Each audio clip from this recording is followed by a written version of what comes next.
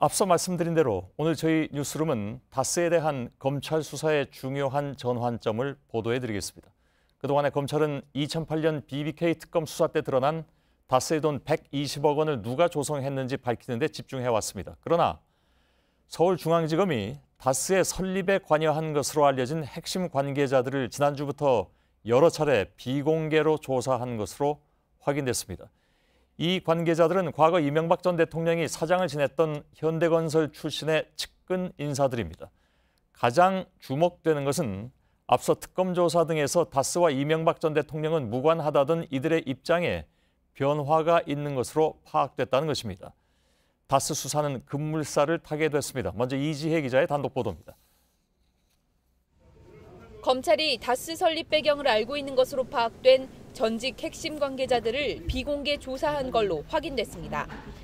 다스 관계자와 사정당국 등에 따르면 서울중앙지검 첨단범죄수사 1부는 다스의 김성우 전 대표와 권모 전 전무를 지난주부터 수차례 불러 조사했습니다. 검찰은 이 전 대통령의 측근인 두 사람을 상대로 다스 설립 경위를 물었고 이들은 1987년 다스가 설립된 배경 등을 검찰에 설명한 걸로 전해졌습니다. 그동안 검찰은 다스의 횡령 의혹이나 BBK 투자 등에 대한 수사에 집중했습니다. 회사 돈의 흐름을 쫓아 주인을 찾으려 한 겁니다. 하지만 이번엔 방향을 180도 바꿔 아예 설립 단계부터 추적에 나서며 정면 승부를 걸었습니다. 특히 김 전 대표와 권 전 전무는 모두 다스 설립에 참여한 것으로 전해졌습니다. 이명박 전 대통령이 현대건설 사장과 회장으로 재직할 때 함께 일했던 현대맨이기도 합니다. 결국 검찰이 이 전 대통령을 정조준했다는 분석이 나옵니다.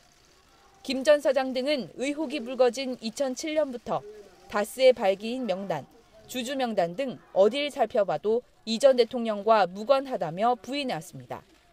하지만 최근 검찰 조사에선 입장과 답변 내용에 의미 있는 변화가 있던 걸로 파악됐습니다. 최측근 인물들의 진술에 따라 수사가 급물살을 탈 전망입니다. JTBC 이지혜입니다.